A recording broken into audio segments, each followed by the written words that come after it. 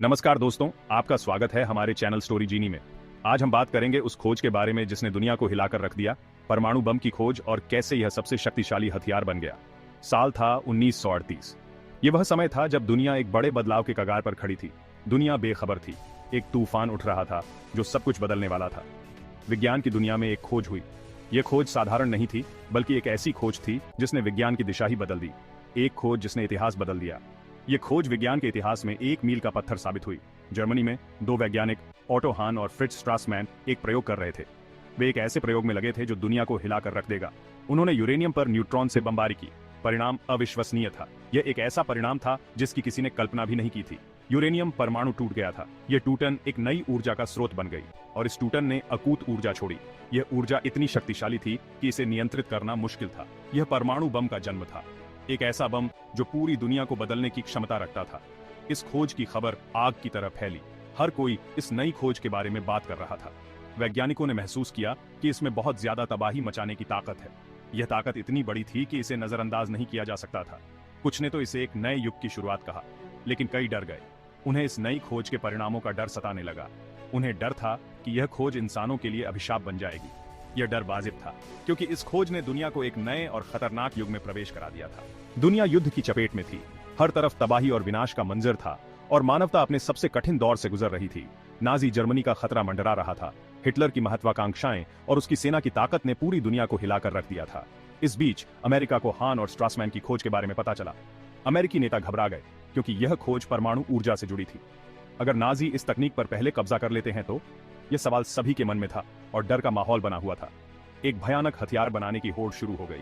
वैज्ञानिकों ने दिन रात एक कर दिया ताकि वे इस दौड़ में पीछे न रह जाएं।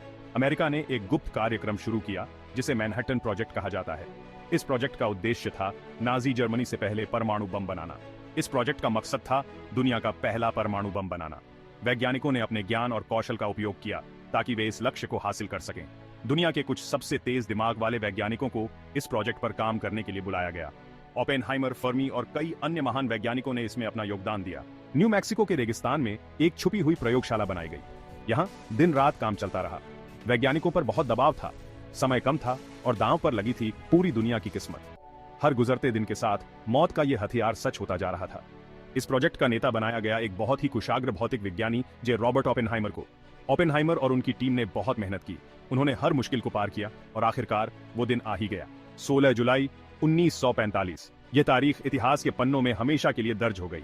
न्यू मैक्सिको के रेगिस्तान में सूरज उगा था। यह एक सामान्य सुबह की तरह लग रहा था, लेकिन यह दिन कुछ खास था। लेकिन आज का सूरज कुछ अलग था। उसकी किरणों में एक अनजानी बेचैनी थी, जैसे कुछ बड़ा होने वाला हो। आज इतिहास खुद को दोहराने वाला था। एक ऐसा क्षण आने वाला था जो मानवता के भविष्य को हमेशा के लिए बदल देगा। दुनिया हमेशा के लिए बदलने वाली थी। यह वह दिन था जब विज्ञान और विनाश का मिलन हुआ। ओपेनहाइमर और उनकी टीम ने पहला परमाणु बम परीक्षण ट्रिनिटी टेस्ट करने की तैयारी कर ली थी। महीनों की मेहनत और अनुसंधान का यह परिणाम था। जब उल्टी गिनती शून्य पर पहुंची तो एक तेज रोशनी पूरे रेगिस्तान में फैल गई। यह रोशनी इतनी तीव्र थी कि आंखें चौंधिया गईं। एक भयानक आवाज के साथ एक विशाल मशरूम के आकार का बादल आसमान की ओर उठने लगा। धरती कांप गई। यह दृश्य किसी प्रलय से कम नहीं था। हवा में धूल और रेत उड़ने लगी। यह विस्फोट इतना शक्तिशाली था कि चारों ओर का वातावरण बदल गया। ओपेनहाइमर ने बाद में कहा था कि उन्हें उस समय भगवद गीता का एक श्लोक याद आ गया था। अब मैं मृत्यु बन गया हूं, संसारों का नाश करने वाला। यह शब्द उस समय की गंभीरता को दर्शाते हैं। ट्रिनिटी टेस्ट के सफल होने के साथ परमाणु युग का डरावना दौर शुरू हो गया।